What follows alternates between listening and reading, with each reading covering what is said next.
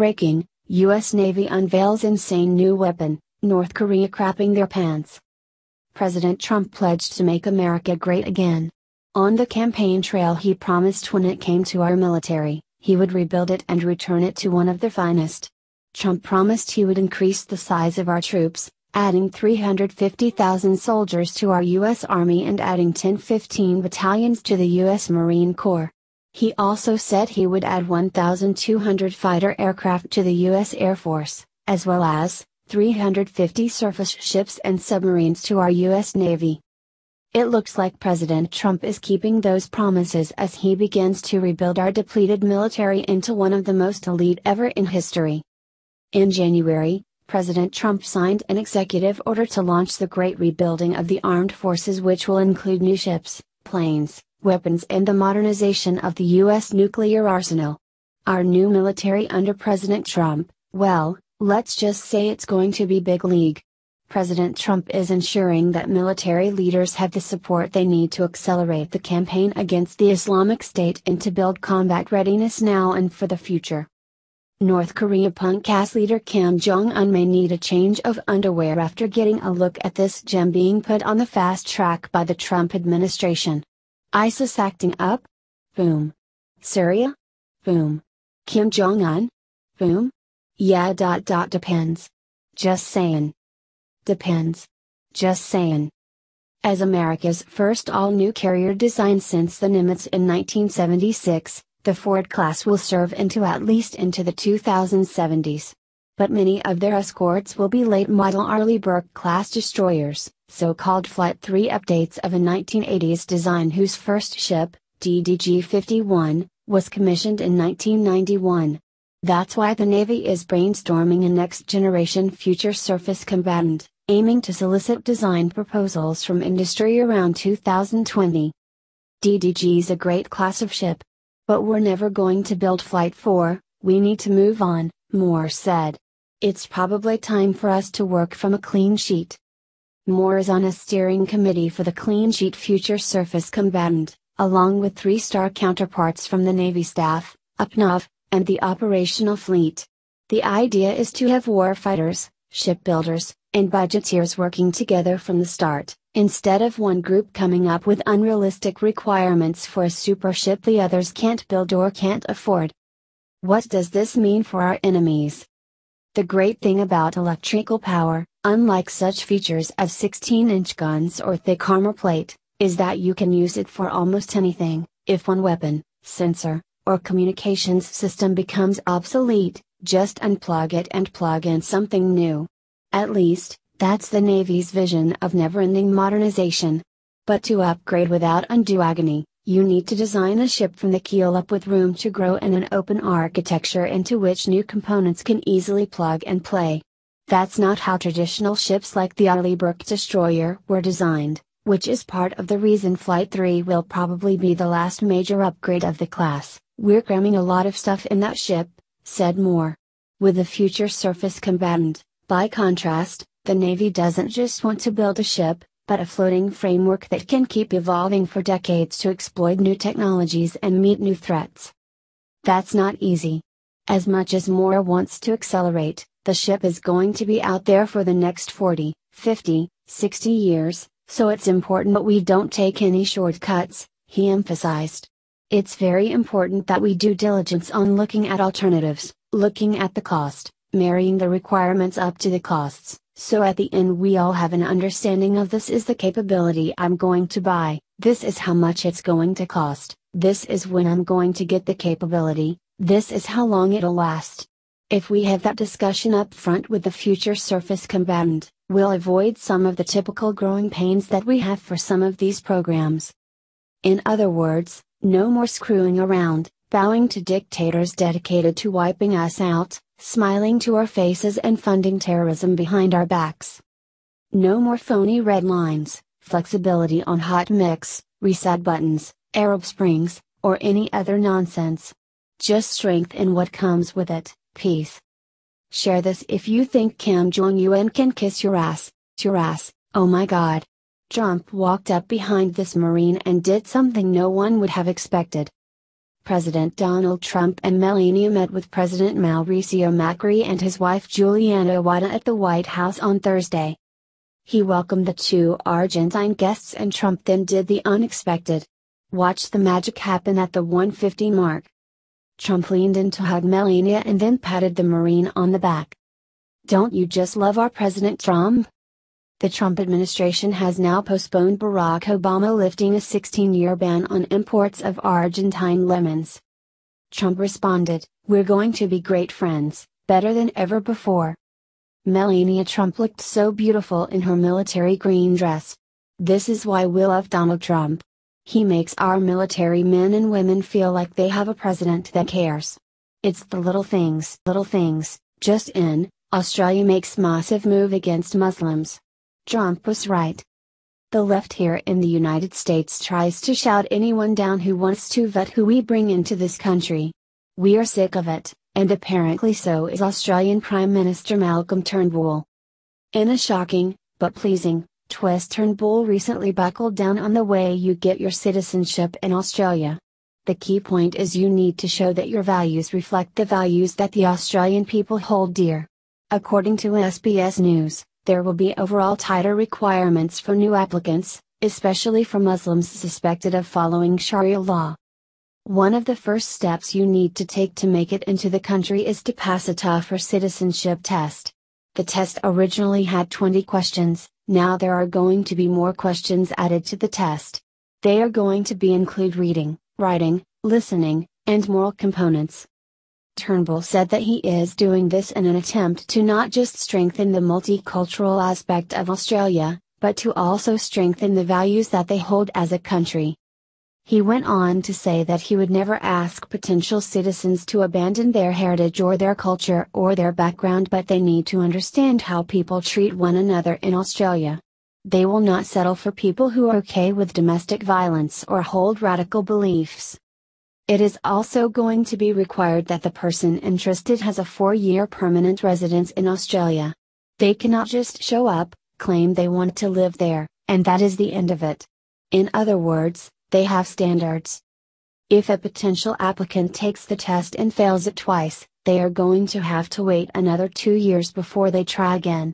When they fail a citizenship test, obviously there is something that qualifies them as not being able to function within a normal, healthy society. The Democrats of our country could stand to learn a thing or two from Turnbull's move. In our country, the left embrace dangerous ideology. We have people in our streets shouting that we need to follow Sharia law. When we try to stand up to the people in our country who want to bring dangerous refugees here, we are called racists, bigots, Islamophobes, and so on and so forth. But Australia has set a new standard that we should look at very carefully. There is a lot that we can learn from their new setup. We are just waiting for the left to start yelling that the entire country of Australia is racist. It would not surprise us if the left tried to take this approach. They have already shown that they will actively attack anyone who thinks differently than they do. A message is being sent through the world that we are not going to settle for this irrational behavior, and that we are no longer willing to let refugees come here unchecked. Our guess is, the crime rate in Australia is going to drop immensely due to this move. They are going to end up happier, safer, and better off than they were before thanks to this new stricter system. We need to adopt something similar as soon as possible. Do you think President Trump is going to follow Turnbull's lead? Please share this story on Facebook and let us know because we want to hear your voice.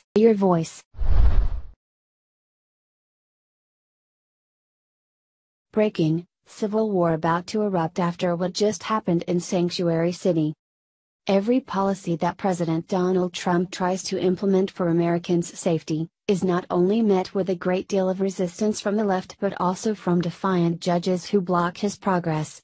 We saw this several times with Trump's travel ban from terrorist-hit countries, and now we're seeing it with regards to so-called sanctuary cities. Judges are disguising their clear liberal bias as judicial rulings, and now tensions over this illegal immigrant issue have put America at the breaking point, edging on a civil war. On Tuesday, federal judge William Ork III blocked President Trump's executive order he just signed, which would prevent federal funding from going to sanctuary cities to help illegals. As soon as he heard the good weren't going to go to several cities in his liberal state, he took immediate action that was within his power, much to the delight of liberals who were counting on him to disrespect our leader's orders. ORIC, of the Northern District of California, issued an injunction against the Trump administration after the city of San Francisco and county of Santa Clara sued over the president's plan to withhold federal funds from municipalities that harbor illegal immigrants, Fox News Insider reported. The block was made on the claim that Trump's order was too broad and would affect other parts of government reliant on the funds, outside of assistance for illegals. Trump isn't one to accept defeat or sit back and allow liberals to walk all over him. Addressing the defiant move as more than just sticking to party lines but putting people in danger, White House Press Secretary Sean Spicer released the following statement, adding fuel to the issue. San Francisco, and cities like it, are putting the well-being of criminal aliens before the safety of our citizens, and those city officials who authorize these policies have the blood of dead Americans on their hands. Adding to that sentiment, Spicer also called this ruling what it truly is, a gift to drug cartels and street gangs. However, the reverse of this executive order and the numerous blocks of others that came before it is far worse than just usurping a president's decisions and appeasing your party. Fox News Perfectly Blunt show host, Tucker Carlson. Scientists say that traces of radioactivity from the nuclear accident in Japan 4 years ago have washed up on Canada's coastline. It's the first time they've detected materials from the accident in North America, but they say the amounts don't pose a threat to living creatures. Scientists at the Woods Hole Oceanographic Institution tested samples of seawater collected in Ucluelet, British Columbia, 2 months ago. They found traces of cesium-134. They say the levels were 1.4 becquerels per cubic meter, well below the internationally set level at which human and marine life can be affected. Cesium-134 is produced only by human activity. The scientists say the Fukushima Daiichi nuclear plant has been the only place where the material has been released in recent years. The team has been collecting samples from along the North American coast for more than a year. They'd previously detected radioactive materials offshore, but not along any beaches. Researchers expect to find detectable levels of cesium-134 in other areas in the coming months, and they say they will keep monitoring the situation.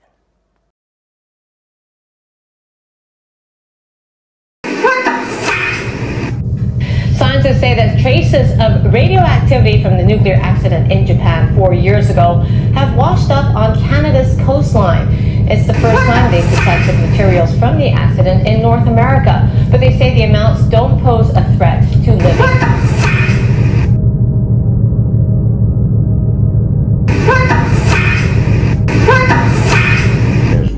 These latest reports, notice very little is mentioned about the Fukushima radiation. There's still, that's a hot potato to the scientists, because if they had come out and admitted, they will lose their funding. They will be taken out of the scene as far as this research goes.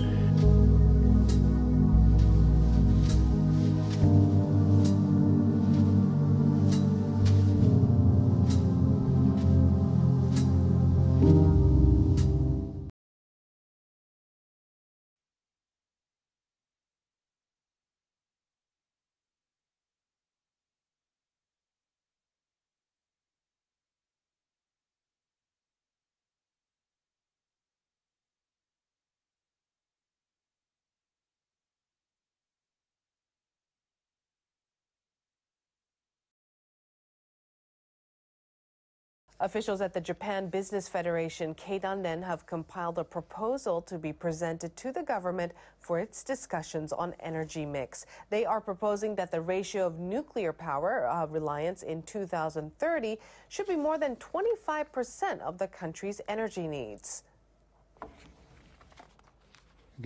Keeping a certain level of nuclear power plants is necessary for Japan's energy policy and for global measures to fight climate change. Keidanren officials say the ratio of renewable energy sources, such as solar power, should be about 15%, and thermal power should cover the remaining 60% or so. They say their proposal is for a stable supply of power at economically efficient prices. Officials also say that in addition to restarting nuclear reactors at power plants that have been confirmed as safe, consideration should be given to rebuilding such facilities. People at the government have been working to decide on its energy mix plan, which will impact greenhouse gas emissions. They have to present their targets for cutting greenhouse gas emissions at a UN climate change conference, COP21, at the end of the year. Scientists say that traces of radioactivity from the nuclear accident in Japan 4 years ago have washed up on Canada's coastline. It's the first time they've detected materials from the accident in North America, but they say the amounts don't pose a threat to living creatures. Scientists at the Woods Hole Oceanographic Institution tested samples of seawater collected in Ucluelet, British Columbia, 2 months ago. They found traces of cesium-134. They say the levels were 1.4 becquerels per cubic meter, well below the internationally set level at which human and marine life can be affected. Cesium-134 is produced only by human activity. The scientists say the Fukushima Daiichi nuclear plant has been the only place where the material has been released in recent years. The team has been collecting samples from along the North American coast for more than a year. They'd previously detected radioactive materials offshore, but not along any beaches. Researchers expect to find detectable levels of cesium-134 in other areas in the coming months, and they say they will keep monitoring the situation.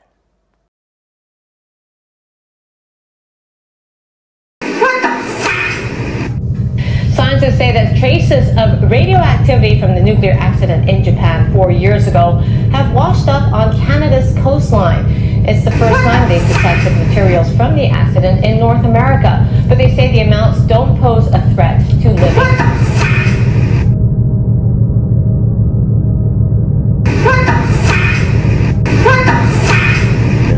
Through these latest reports, notice very little is mentioned about Fukushima radiation. There's still, that's a hot potato to the scientists, because if they had come out and admitted, they will lose their funding. They would be taken out of the scene as far as this research goes.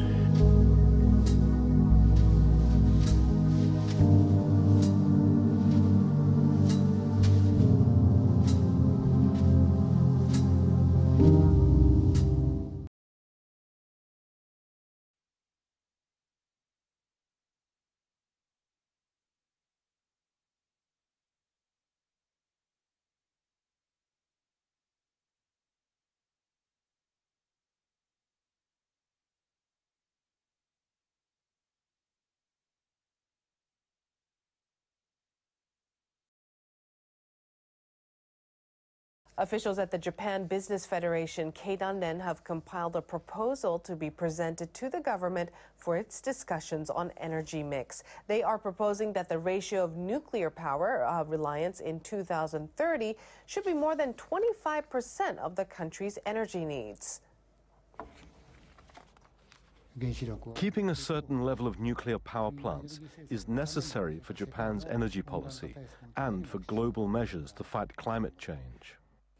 Keidanren officials say the ratio of renewable energy sources, such as solar power, should be about 15%, and thermal power should cover the remaining 60% or so.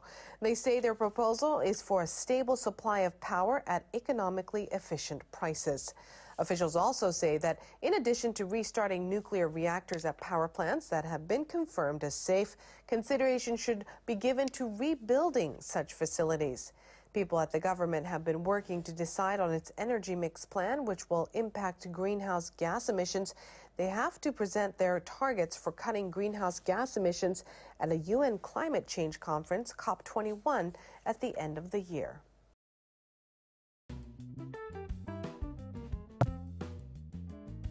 It's October the 6th, 2016. I'm Dana Durnford, your host, nuclear proctologist.org. And we're putting out a special presentation for the Rinse Network viewers at jeffrince.com. And if you scroll down the page on the right-hand side, what you'll see is Dana Durnford just in the Fukushima third aisle down. And you can link directly over to my site. So I hope You'll use Jeff Rince's site, and you can keep your eye on that little corner for these short videos, particularly for Jeff Rince. And what we're going to talk about tonight, this is the real Unit 4 in Japan's reactors. And this is the fake Unit 4. And what you're going to see tonight is several journalists claiming, while they're inside of that picture you're looking at there, that they're inside of the building on the right-hand side. Of the decommissioning work taking place here in Reactor 4. At the end of 1,500 highly radioactive fuel rods inside this pool. They've got to move them outside of this reactor into a safer location. To see it firsthand, we had to suit up. The long-term solution here is to remove and secure the nuclear fuel. At Unit 4, they have begun that process. This reactor was shut down for maintenance when the tsunami hit, but not a single... Fukushima Daiichi stage, right after the accident, it was, of course, the emergency condition. But right now, gradually became the decommissioning stage, a more stable decommissioning stage. And that's that, as I mentioned, the successful completion of the dismantle of the spent fuel from the Unit 4. We are here inside Reactor 4 at the Fukushima Daiichi nuclear power plant that was severely crippled during the earthquake and tsunami of 2011, leading to the country's worst nuclear disaster. Thanks for watching. I'm Miles O'Brien.